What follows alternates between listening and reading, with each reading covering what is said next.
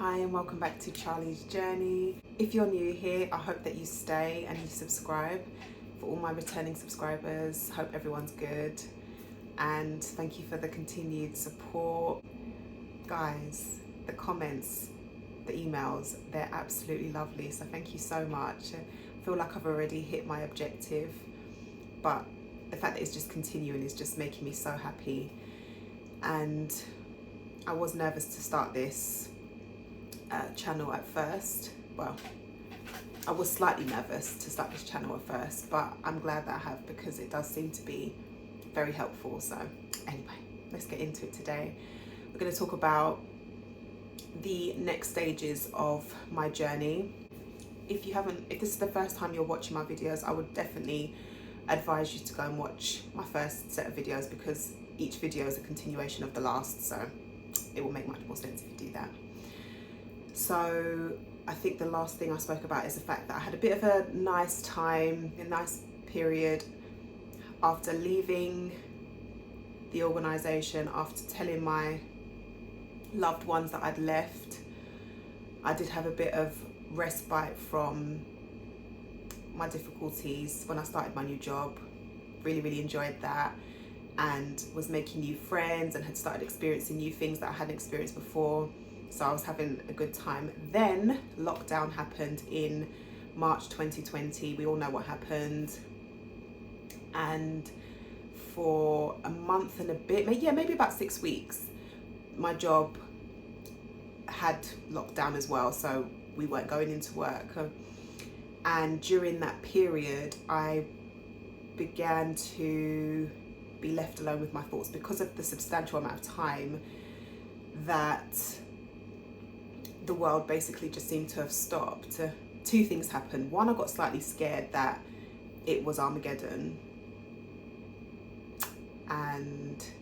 or the start of the Great Tribulation. I'll put a little thing to say what both those things are in case nobody knows, but I thought it was the start of the Great Tribulation, actually, more than Armageddon. So that was one of the things. I didn't have a strong feeling about it, but that's one of the things that was on my mind. I also just had a lot of time to think about what had been happening, began feeling really lonely, and like I had mentioned in my previous video, I was very close with my family, and the fact that I couldn't reach out to them as I normally would was difficult, because if everybody remembers, at that time, in the UK anyway, you were allowed to have, I think at some point you were allowed to have what's it called? You're allowed to have like a bubble. Anyway, I'll put the term in, but you were allowed to have a bubble of people that you could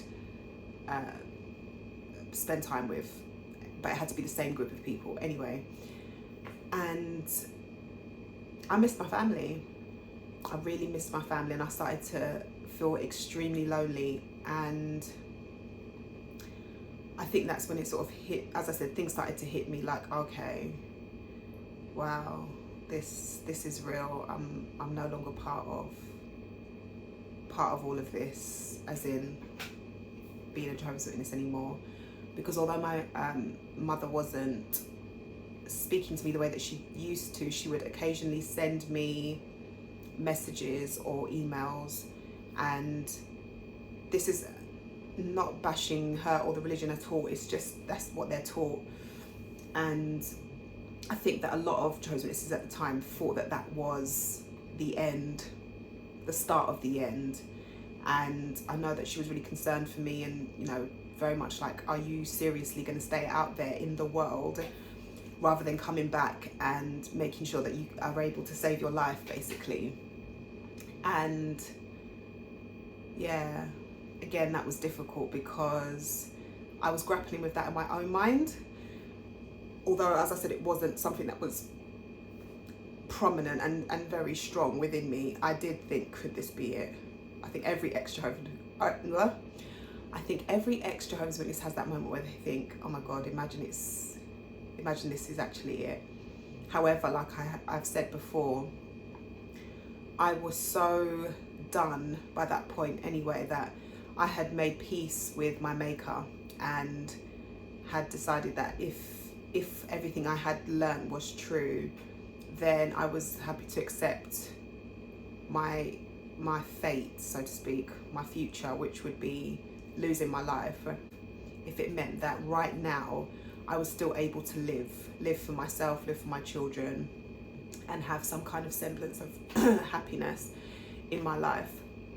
But yeah, that was difficult. It was a very lonely time, and I was very confused because at that time I still was trying to reconcile the beliefs I had been taught my whole life. So I was looking into other things, not necessarily other religions, but I was looking into other, I guess, more spiritual lines of thinking. But mostly, because I'll come back to that in later videos, but mostly I was still trying to reconcile my own beliefs. I was still trying to work certain things out and ask myself certain questions, and I had certain questions at the time. So it was tough. It was another tough time because I wasn't at work, so I didn't have work as a distraction. I didn't see most of my friends for that period of time, although a good couple of them we did keep in contact over FaceTime and stuff like that, just so that we didn't feel completely isolated from each other. So that was good, but it was a tough time. And along with that, like I mentioned, I still had some kind of contact with my mother because she was doing what she's been taught to do, which is try and save her child, and doing what she feels is best as a mother is to, do what she thinks is right for me by trying to help me to come back.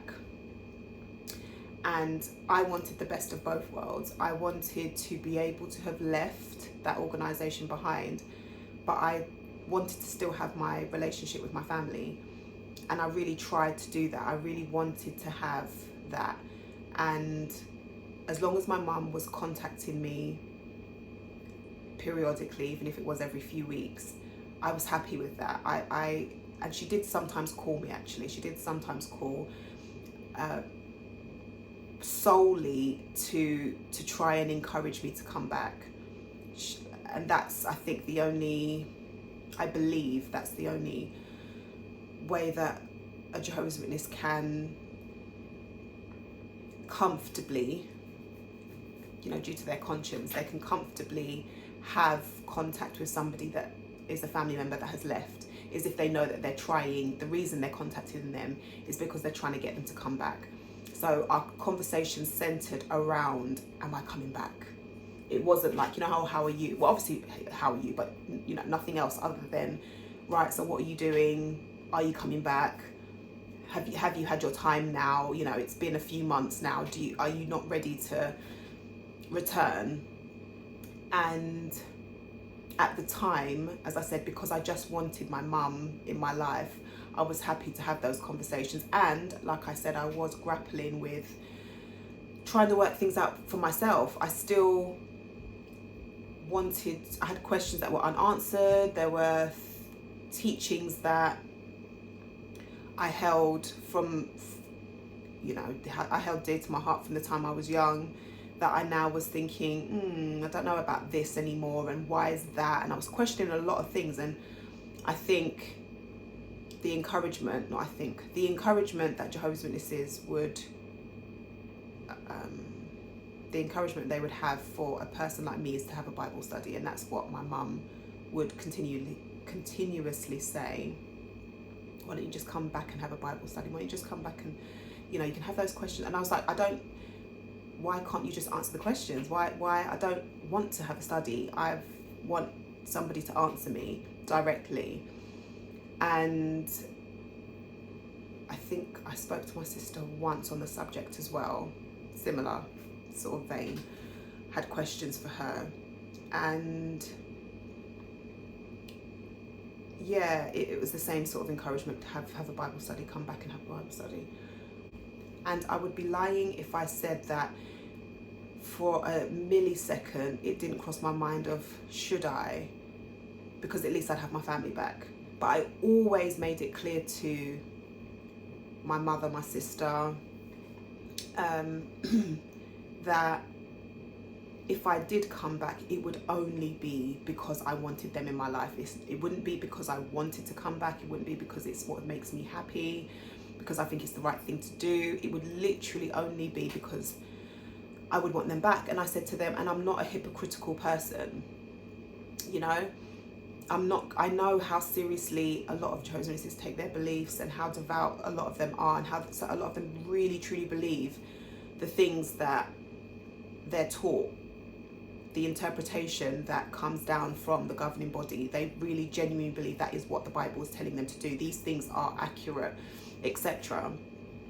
And I've just never been able to do, I just can't be a hypocritical person, which is why I mentioned in my other video, when I made mistakes, I had to own up to those mistakes. I would never try and hide it or cover it up or lead a double life so that I could get away with things. If I felt that I couldn't, no, as soon as I felt that I couldn't live up to the standards, that is when my journey sort of took a dive, basically. And that hasn't changed, that won't change. I can't be hypocritical. I had to be honest with her. And, you know, at certain points my mother did say, well, you know, if that's the only way you can come back, then that's acceptable for now.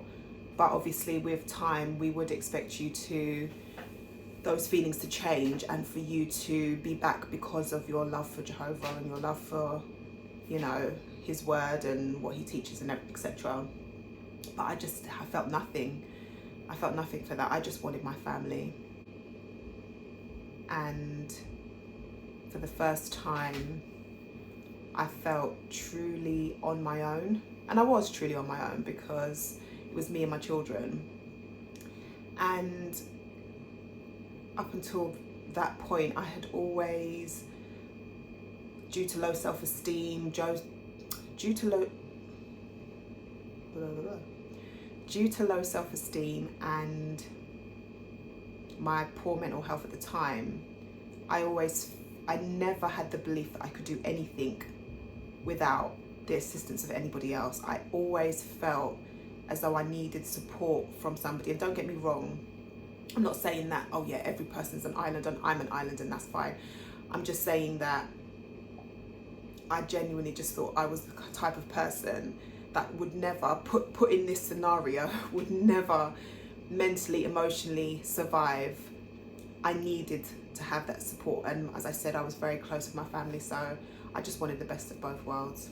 It got to the point, I'm not sure if it was after lockdown had lifted, because I went back to work, as I said, maybe 6 to 8 weeks later. I was back into the routine, but everything had changed. I think everyone can attest to that. The world wasn't the same once we re-emerged out of lockdown, and you could just feel it wasn't the same. However, it was still nice to get back to a routine. It was nice to get back to being occupied. And I only went back part-time to begin with, and I stayed part-time for a good little while. I think maybe until early 2021. So yeah, I was part-time, but I was enjoying the fact that I still was able to work and still able to see my friends and be somewhat normal again. But there was a point, probably, okay, yeah, I will say it definitely wasn't, because 2020, the remaining of 2020 was quite a good year. I did experience a minor tragedy, which I won't go into, but I had the support of some friends I had made by that point to deal with that situation, so I was really grateful for that. But by 2021, early 2021, it dawned on me that I was traumatized. I had been traumatized by the experience I was going through, having left the organisation, and also things that had happened to me when I was in the organisation, I'd experienced religious trauma. I looked it up, and I was like, yeah, that's kind of me. And this is an ongoing situation that isn't coming to it. Like, every time I tried to have this best of both worlds, having my mum and, you know, trying to have her in my life the way that I wanted to, and it feeling like I was being rejected over and over again. Every time we both built up hope in each other that we would have each other back, either because she felt I was coming back to the organisation, or because I felt that she was going to, I guess the best way to put it is, relax some of her very high standards when it comes to religion, relax it somewhat to enable her to be able to have a relationship with me, not even on a level that it used to be, just so we can talk on the phone as mother and daughter as we used to, just so that I could visit once in a while with the children and spend some time with her. We don't have to speak, you know, and I always said that to her, we don't have to speak about the religion, we don't have to speak about our differences, we can just talk about how you are, how I am, and be mother and daughter. And I know that's what she wanted too, but like all Jehovah's Witnesses that are very devout, they're taught that Jehovah and the religion comes first and above anything and everything else, including your children and your spouse or whatever, even yourself. So every time we had this back and forth, it was traumatizing, adding to my trauma, because my hope kept getting built up, then being dashed, built up, then being dashed, and it just wasn't helping. It wasn't helping. And the more that was happening, the more I was becoming resentful towards the organisation, the more I was reflecting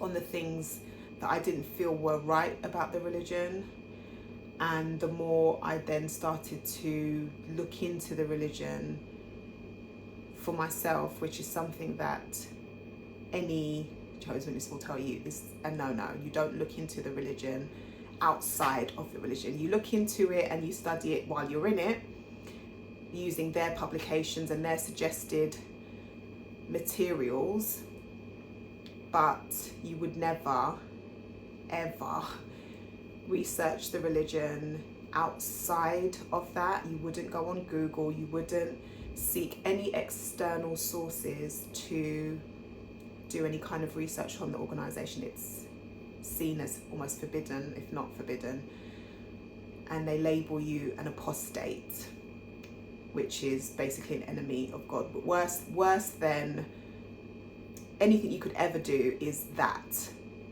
And even that in itself used to make me, when I was part of the witnesses, I used to always think, what is that about? Why aren't we allowed to?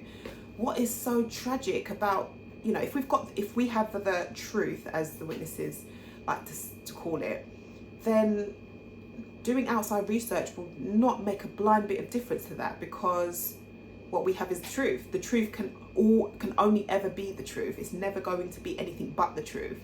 So no matter what anybody else says or whatever's written, it doesn't matter, because it's truth and it's provable. That's the word. It can be proved. Therefore, what's the harm in doing outside research? Anyway, I finally allowed myself to do that, and I became more traumatized because I then, without going into it, found out a lot of things were not true, and a lot of very hurtful things that I thought were not true were true. I'll just say that. It was devastating because, like I've mentioned, I stopped being a Jehovah's Witness when I was in my 30s, early 30s. And I had basically grown up in it since I was a toddler, never known anything else. And I genuinely believed it was, as I said, the truth. And finding out the things that I found out was devastating, and it turned my world upside down, because I was like, who am I now?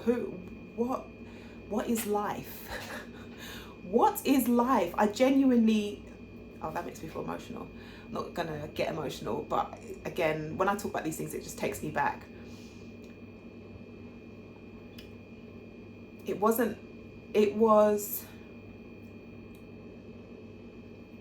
like, I don't know, the only way to describe it is like waking up from a dream, and, you know, just being booted into real life when the dream was so amazing and the dream was so perfect, and then you're booted into reality, which is not so perfect and has a ton of faults and flaws, and you're like, oh, hold on, and you're being told the dream was literally a dream, this is real life. And it's like, it is a mind F. I won't swear, but it is a mind F, and it was for me. So once again, I was in turmoil. 2021 came along, early 2021, and I was just in turmoil, and I was doing everything I could to almost block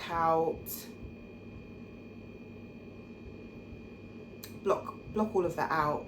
I had a lot on me, and being in a place where I didn't have a chance to process any of it. I didn't have a chance to stop and process a thing, because I was working, I had my children, and life was lifing. There was so much going on, which in one sense was good, because I said it kept me busy, but in another sense it wasn't good, because I wasn't able to stop and take stock of everything that was happening. Couldn't afford therapy, and that's something I really wanted, but specific therapy for those that have gone through what I've gone through. Yeah, so I was once again in turmoil. Once again, I was suffering. It was a very emotional time, again, a very painful time, and that's without me talking about the fact that I'm gonna have to do a part 2, because this is gonna be such a long video.